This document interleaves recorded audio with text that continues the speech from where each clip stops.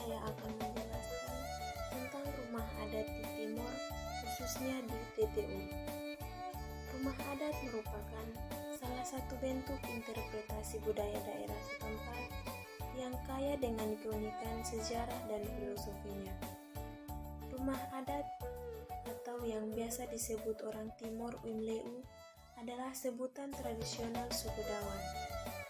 Di dalam rumah adat tersebut terdapat barang-barang berharga yang sudah ada sejak nenek moyang kita masih hidup. Rumah adat berfungsi sebagai tempat penyimpanan hasil panen dan tempat berkumpul pada saat mendiskusikan berbagai hal. Rumah adat juga biasanya digunakan untuk hal-hal tertentu saja, contohnya pada saat ritual adat. Adat dan alat musik dari suku Timor. Yang pertama adalah pakaian adat dari suku Timor. Pakaian adat Timor adalah salah satu pakaian adat yang ada di NTT, yang dikembangkan sejak zaman dahulu. Pakaian adat Timor sering disebut dengan kain tenun.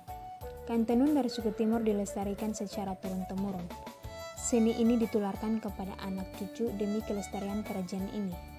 Kain tenun pada zaman dahulu sebagai mas kawin masyarakat tradisional Timor dikembangkan menjadi kain yang bisa dibuat pakaian biasa seperti pakaian safari, jas, dan rok yang bisa dipakai oleh siapa saja juga. Dikembangkan sebagai pajangan atau hiasan rumah tangga. Fungsi dari pakaian adat Timor ini yang pertama sebagai mahar dalam perkawinan, dalam bahasa daerah sering disebut dengan belis atau nikah. Yang kedua adalah sebagai pemberian dalam acara kematian sebagai wujud penghargaan. Yang ketiga adalah sebagai bentuk penghargaan bagi tamu yang datang berkunjung ke Pulau Timor. Yang kedua adalah alat musik yang terkenal di Pulau Timor. Alat musik heo adalah salah satu alat musik yang ada di NTT. Alat musik tradisional ini berjenis alat musik gesek. Heo berasal dari Pulau Timor, tepatnya suku Dawan Timor NTT. Alat musik utamanya terbuat dari kayu, sedangkan benang atau senar menggeseknya dibuat dari ekor kuda yang dirangkai dan terkait pada kayu berbentuk busur. Alat musik heo ini mempunyai 4 buah dawai atau senar atau tali dengan nada-nada dasar yang berbunyi berbeda-beda. Nama-nama senar pada alat musik heo yang pertama adalah tain mone yang artinya tali laki-laki.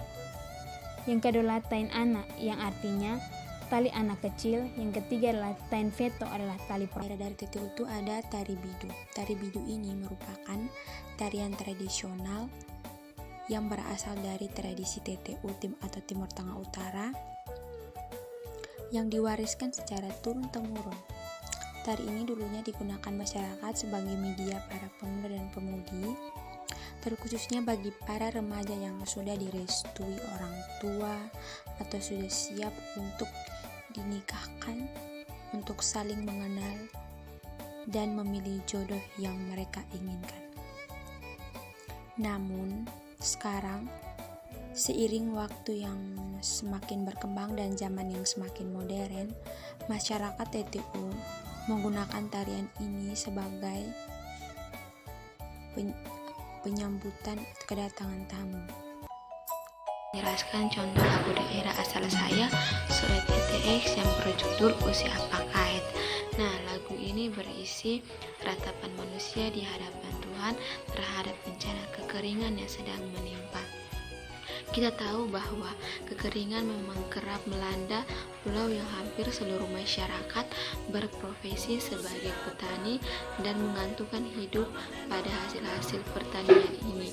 Ketiadakan hujan membawa umat datang bersimpuh memohon uluran tangan Tuhan sembari memuji kebesarannya lewat lagu yang bernada Mendayu ini, dan lagu ini biasanya dinyanyikan pada saat masyarakat mengalami kekeringan. Sekian dari saya. Sekarang saya akan menjelaskan bahasa Timur atau bahasa Soet. Di sini saya akan mempersiapkan ada beberapa bahasa daerah. Yang pertama itu Atoni. Atoni itu dalam bahasa Indonesianya itu laki-laki.